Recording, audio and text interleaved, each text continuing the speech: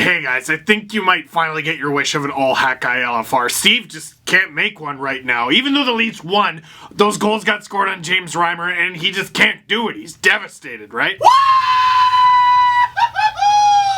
Yeah! Oh, poor guy. Hi, kids! Victorious puppies! Oh. This team is ruining my life! Why do I watch hockey? Stress relief! We can, and we will. Recap the game for you, okay? The Leafs had a 3-0 lead, and I was kind of happy about it, and then kind of sad because it happened all against James Reimer. Then the Hurricanes pulled their goalie that early, and I knew they were finished. And then, of course, here you go. There's another trade. I didn't think it would last this long. Listen, so the Carolina Hurricanes, they came back, and here's the thing. They scored 1 goal, and then 2, and then 3, and then 4, and then 5. And then I was really sad, but then the Leafs came back, 1 goal, and then Eric Hall scored, and you notice he was talking trash all night. I didn't like any of that. Then Auston Matthews did the most Auston Matthews thing ever, and then the Leafs scored again, and then Marner scored again, and then Pierre Engvall with his neck, he got another goal in the empty net, and the Leafs won. Wasn't that amazing? Thank you for listening to that whole thing, Charlie. All right, guys, I'm done. Have a Merry Christmas. Happy New Year! Leafs win! 8-6! Actually, over the Carolina Hurricanes. How did people even survive the 80s when every game was that score? I'll tell you when you're older. Oh, the next generation game can stay? Why is it always the Carolina Hurricanes, some of you have asked? Actually, it's not always the Carolina Hurricanes. Supposedly in the first one it was Carolina, then last year it was Minnesota, this year it's Carolina again. In both of the Leafs' next generation games against the Carolina Hurricanes, they've scored 8 goals. What? Beg your pardon? In case you were wondering, the coffee it's intravenous right now. It's Mountain Dew, it's Red Bull, it's Mitch. The summer is long gone. Ferraris look expensive till you get them on the road. Get them, Mitch. Can't wait for this, LFR. Neither can I, milkbag YouTube man person. What is the next generation game? Really, what is it? What is it supposed to be about? Well, it's supposed to be about the next generation. Stop it, that's too simple. It's not a wish based in a dream, it's hope based in reality. It's not about who you were or are, it's about who you're going to be. It's about taking your foot and kicking it so deep into the past that you see into the future. It's not about mourning the mess of giving up a 3-goal lead. It's about cleaning it up and then putting chrome rims on it. It's no longer about being in the present and seeing what was. It's about being in the present and seeing what could be. It's not about, well, we'll just stick to our game plan and chip away and hopefully good things happen. It's about doing spinoramas and crap when you're down 2. It is about the audacity to be in that moment and think, what would Nasher do? And then do it! It's not about legends or video games or Mountain Dew hooked into your veins through intravenous like I've been yelling about. It is simply about what this hockey team did today. Let's talk about the game, huh? Last video was over 20 minutes long, so let's talk about all 14 goals as fast as we possibly can. Because in this situation, I am both the players and the coach, and I'm gonna put him in because he's dialed. Jason Spezza is taking the opening faceoff. He is being winged by Ilya Mikheyev and John Tavares. What? That makes no sense. Doesn't matter. I would trust Sheldon Keefe to walk my dogs. And here's why. Ilya Mikheyev retrieves the puck out of the corner. He sends it behind the net for John Tavares. John Tavares takes a shot at stopping James Reimer, but back in front for the rebound. It's Jason Spezza on the backhand. The Leafs score less than 30 seconds in. Keefe said he started Spezza because he had a feeling his girls would be in the building. Thought it could be a special moment. Can somebody please quickly tell me where I just hand Sheldon Keefe a $20 bill? Not bad for a guy who was scratched during the home opener. Not long after, Brett Pesce got careless with his stick and Zach Hyman's face explodes. Ooh, said most sane people. Hooray, said Zach Hyman, showing everybody his own blood because he knew it would get his team a 4-minute power play and also he just doesn't feel pain. On the ensuing power play, and in the first 2 minutes of that ensuing power play, it's very important to note that because then the Leafs get to continue a power play if they score a goal, and they do score a goal because William Nylander was left alone in front. Don't do that. Friendly little tip. I still love you, James and Jake, a little bit. And Nylander scores! 5-hole, fine goal, and the Leafs are up 2-0. Nice little heads-up pass from John Tavares, who already has 2 assists, but he's not really an assist guy. He's more of a goals guy. Here, let me help you out there, John. On the second half of the power play, there's a guy who has the puck. Who's the guy who has the puck? Oh, his name is Jason Spezza. Who's Jason Spezza? Jason Spezza is a Leaf who is on the ice, on home ice, in this game. What a concept. Gives it to John Tavares. Not gonna lie, that's not a bad guy to pass to. He spins, fires, rips it over James Reimer's shoulder. I am so sorry that it had to be you, James. I'm sorry. But then I could stop feeling bad about all the goals, and they put Peter Mrazek in net, and I'm like, good, he means nothing to me. Would anyone like to see what happened after that? Parents, if you have kids in the room, you have 3 seconds. Parental discretion is advised. 3, 2, 1. Brock again. Martin Necas again. Eric Holla and Andrei Svechnikov, not even doing the Svechnikov, score 5 straight goals for the Carolina Hurricanes, and just like that, not only have the Leafs copped up a 3-0 lead, but they are down by 2. I'm not even going to go through all of that. That is my Christmas present to you. Just know that it was wall to wall, painted in something unfortunate. It had a little bit of everything. Shorties, power play goals, blown coverage, giveaways, everything! And nothing all at once. It was desolate. It was depressing. It was no hope. We enter the third period. The Leafs are down 2. There's a little flicker in me that says, you know what? They scored 5 straight goals. They overcame a 3-goal lead. What's to say that the Leafs can't overcome a 2-goal lead? Look at them. They're fun. They're great. Hey, they had that 3-goal lead. That was good. 2.5 minutes in, Hyman takes it in. Curls back. Gives it to Auston Matthews. That is a protest. That's what I would have done. And Matthews blasts it. I would not have done that. I would have missed it and fallen down, and you would have been like, why is he on the ice? Get him out of here. But Auston Matthews, did you know he's good at hockey? He's a little bit good. Scores, and the Leafs are within 1. Just like that. There is so much time. There is so much hope. There is so much reason to believe. Don't you dare be negative. This is the next generation game. Don't you tell me about what has happened in the Carolina Hurricanes scored. And it's Eric Holla. I didn't have an opinion on Eric Holla before this game. I'm not gonna lie. All I know is that he was beaking at the Leafs bench while looking like that annoying hockey player from Letterkenny, and I was a little upset about it. There's something about that hairstyle. There's something about that hair length in the NHL. When you see a guy with hair like that, he's a motor mouth. He's the guy who won't stop talking and everyone on the other team wants to beat up. I am surprised Alex Kerfoot has not grown his hair out to that length yet. It's true. It happened again in this game. Everyone wants to beat up Kerfoot. I don't get it. And this is it. This is it. You see that? You see that, Timmy? Never have hope. Never be optimistic. This is the Toronto Maple Leafs. This is your life.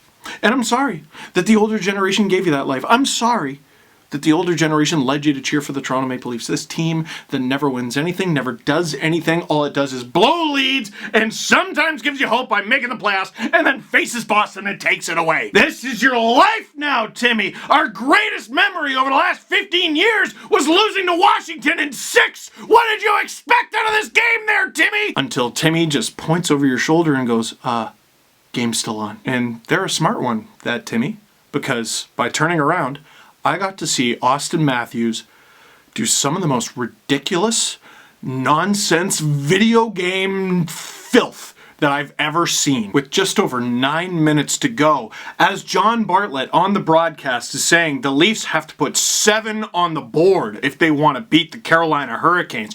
There's no hyperbole there. That's not sensationalism. That is just the truth. Well, actually, that's not the truth. That is a fact. And while we were busy discussing facts and all of that nonsense, the truth had possession of the puck. The truth made Teuvo Teravainen forget he had ankles. The truth looked at Joel Edmondson like he was Shang Tsung, reached into his chest and said, "Your soul is mine." Auston Matthews spinorama pass like it's something to do. Hits Mitch Marner on the tape. Marner actually expecting that pass like a nutcase. And it goes in because what is Peter Mrazek going to do? He is not facing mortals. It was such a beautiful goal that in that moment, in that very moment, you might have forgotten something.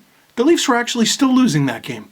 It was 6-5 for the Carolina Hurricanes. You might find this hard to believe, but I actually had several friends over watching this game, and they brought their children. I had to sort of contain all this, which might explain why it's pouring out of me right now. But I calmly looked at my friend after that goal went in, and I said, "You know they're winning this game, right?" And he just sort of laughed because while he is my friend, he is also a lifelong Leaf fan. He might have sensible glasses and a nice sweater and seem like a well put together human being, but really what he is a hockey fan that is just layer upon layer upon layer of scar tissue. And I politely informed my friend, "You don't understand. You don't understand. You do not score a goal like that and lose." Less than a minute later, the Leafs are buzzing. They're still flying all around the place. And Mitch, he's waiting. And though at times he might seem like an aloof, whimsical child, you will never understand the kind of poise a player has to have to pull off what he pulled off with 6 Red Bulls, 3 Mountain Dews, and exactly 63 Skittles in his system. Tyson Berry is streaking in and no one notices because Zach Hyman in front. Join me in hell. You can't stop him. He loves that stuff. Don't even try to open that door. Tyson Berry wide open. In 50 meters, your destination, well, you have arrived. And just like that, the game is tied. Are you ready for overtime? What could possibly be more exciting than overtime? The answer is apparently losing the face-off and then stripping the puck off a defenseman and going on a breakaway like you're playing HUD on Christmas morning half an hour after someone got the game, and it's the noob harvest. Backhand, forehand, 5-0-1! 6 seconds later in the 6th, the Leafs scored 3 goals in 59 seconds. That is a goal less than every 20 seconds. Math! I didn't do so well with it in the last video, but I think I got it this time. I am gonna have no voice left for Christmas. It doesn't matter because the Leafs have a 7-6 lead. Oh, but they're just gonna blow it again. Shit! Zach Hyman passing it to Pierre Engvall. He's passing him the empty net torch. Do you know how hard that was for him to do? Engvall scores! Leafs win! And are you not entertained?